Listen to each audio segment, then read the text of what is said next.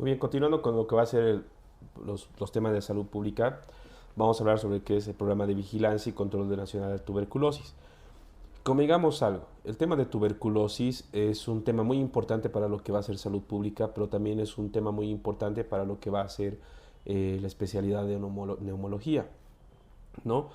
Pero ¿cuál va a ser la diferencia, digamos, que nosotros vamos a darle en lo que va a ser la parte de salud pública? Es que salud pública te dice la importancia de cómo tener éxito en la enfermedad, cuáles van a ser las herramientas que nosotros vamos a necesitar para poder eh, curar la enfermedad, ¿no? ¿Cuáles son las herramientas? Y en la parte de neumología, y es más que nada todo lo que va a ser la enfermedad y demás. Entonces, nosotros nos vamos a basar en los programas de vigilancia y control nacional de la tuberculosis. Cuando hablamos de lo que va a ser la tuberculosis es como hablar como es el sinónimo de lo que es el bacilo de Koch, ¿no? O Mycobacterium tuberculosis. Entonces hay que recordar eso. Bacilo de Koch, Mycobacterium tuberculosis, ¿no? Tuberculosis. El, el bacilo de Koch va a ser el causante de la tuberculosis, ¿no? Descubierto por el doctor Koch. Es un anaerobio estricto, sensible al calor, la luz solar y los rayos ultravioleta. Y la incubación de 2 va a ser una incubación de 2 a 10 semanas, ¿no? La transmisión por aerosoles. Importante, bueno, gran dato, ¿no? Ahora, en lo que va a ser aspectos generales de la enfermedad, recordemos que es infecciosa, contagiosa, es curable y es social. En lo que va a ser la infecciosa, porque es producida por un Mycobacterium tuberculosis o bacilo de Koch, ¿no? Es contagiosa porque un enfermo con tuberculosis pulmonar que no está en tratamiento transmite la infección a una persona a través del aire, ¿no?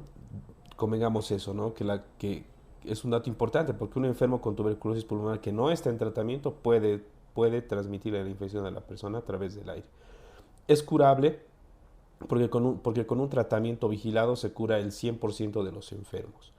Es social por las condiciones socioeconómicas que afectan a grandes grupos de población.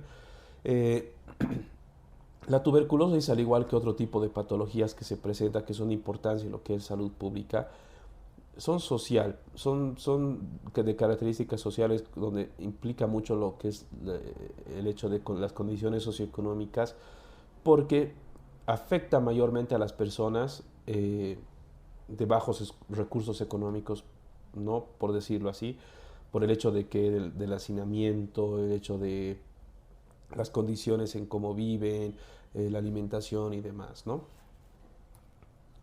Ahora, existen unas diferencias, y esto es importante en salud pública, entre infección de tuberculosis latente versus la enfermedad de tuberculosis. Porque no va a ser lo mismo un paciente que tenga una infección de tuberculosis latente ya con un paciente enfermo de tuberculosis. Entonces, va a haber una diferenciación o vamos a hacer aquí eh, esto en pantalla completa, ¿no? Para que lo vean bien. Síntomas, en lo que va a ser la infección, síntomas no hay. En cambio, lo que va a ser la enfermedad de tuberculosis, va a existir una tos intensa que dura de 3 semanas o más, dolor de pecho, tos con sangre o esputo, debilidad, fatiga, va a haber una pérdida evidente de peso, falta de apetito, escalofríos o fiebre, sudores nocturnos, ¿no? En este caso, eh, lo que nos lanza, que es bastante importante, van a ser los sudores nocturnos y, bueno, la pérdida de peso, ¿no? Y, bueno, y lo que es la tos con expectoración, que es importante. En una infección de tuberculosis no se siente mal. En una enfermedad de la tuberculosis, al contrario, generalmente se siente mal, decaído, agotado, con falta de fuerzas. En la infección no puede transmitir los bacilos de la tuberculosis a otras personas. En el enfermo de tuberculosis puede transmitir los bacilos de la tuberculosis a otras personas. En la infección, por lo general, el resultado de la prueba cutánea, que es el Mantux, ¿no? Recordemos esto, el resultado de la prueba cutánea de lo que es la tuberculosis, el Mantux, o de la prueba de sangre indica que tiene una infección por tuberculosis, ¿no? Por el cuantiferón alfa.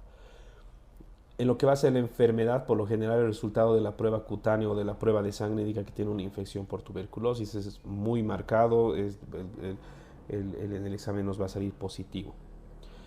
En lo que va a ser la radiografía en una infección, presenta una radiografía de tórax normal. No va a haber una alteración en lo que va a ser los pulmones en una radiografía y un resultado negativo al frotis del esputo. En la enfermedad de tuberculosis puede tener una radiografía de tórax anormal o no, ¿no? Eso es algo que no nos tiene que hacer variar en el momento de pensar en un diagnóstico. O un resultado positivo al frotis, el cultivo de esputo. En una infección de TB latente, necesita tratarse la infección de tuberculosis latente para evitar que se convierta en la enfermedad de tuberculosis, ¿no? Tratar de identificar esta, ¿por qué? Por la anamnesis, por el interrogatorio que le vamos a hacer al paciente. Y en enfermedad de tuberculosis necesita tratarse a la enfermedad de tuberculosis como tal.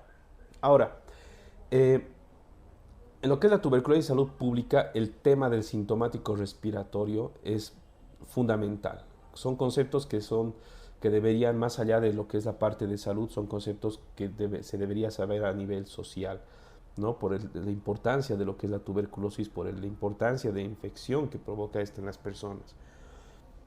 Entonces, sintomático respiratorio son personas que tiene tos por más de 15 días y expectora. En un diagnóstico de TB pulmonar, a todo sintomático respiratorio detectado, es hacerle ¿qué? Recordemos, el sintomático respiratorio es persona que tiene tos por más de 15 días y expectora, ¿no? O persona con tos y expectoración por más de 15 días. En un diagnóstico de TB pulmonar, a todo sintomático detectado, se debe hacerle ¿qué? 3 vaciloscopías. Importante, 3 vaciloscopías. La primera, al momento de la consulta, se le realiza una vaciloscopía. Nosotros obviamente hemos detectado, esta persona está con estos síntomas, estoy seguro que es un sintomático respiratorio, le hago las vaciloscopías al primer momento de la consulta.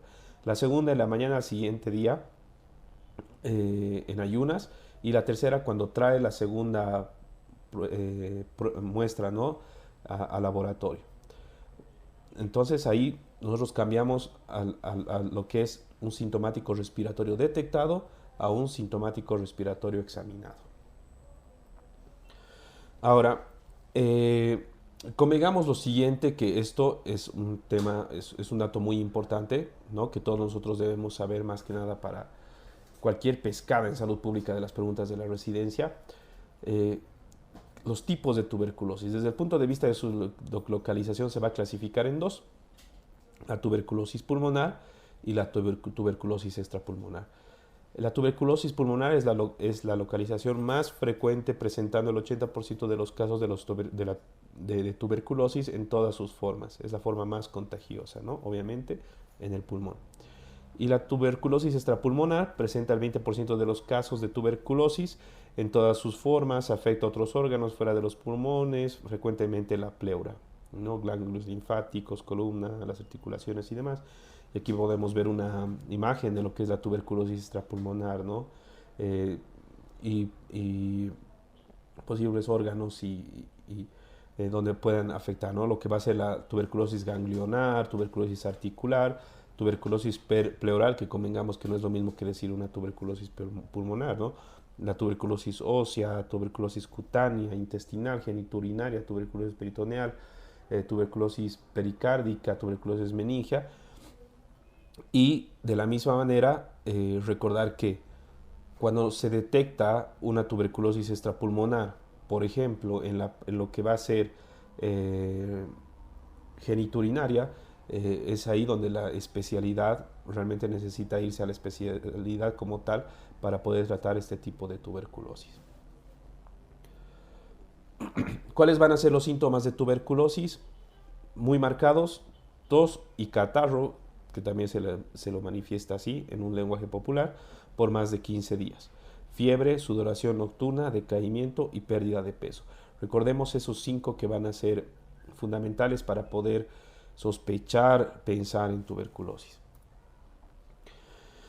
Y bueno, el tratamiento y seguimiento que en salud pública lo que buscamos es el éxito al momento de poder diagnosticar nosotros lo que queremos es curar la tuberculosis para no tener las complicaciones que ya hemos hablado, ¿no?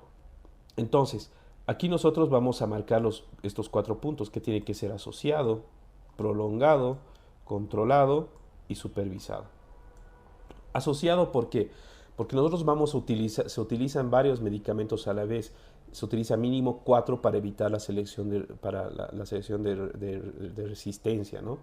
Prolongado porque, como todos sabemos, este es un tratamiento que tiene una duración de 6 a 8 meses y está dividido en fases. Controlado con vaciloscopías mensuales a partir del segundo mes de tratamiento, ¿no? Para ver cómo nos está yendo con el tratamiento y supervisado. ¿Por qué?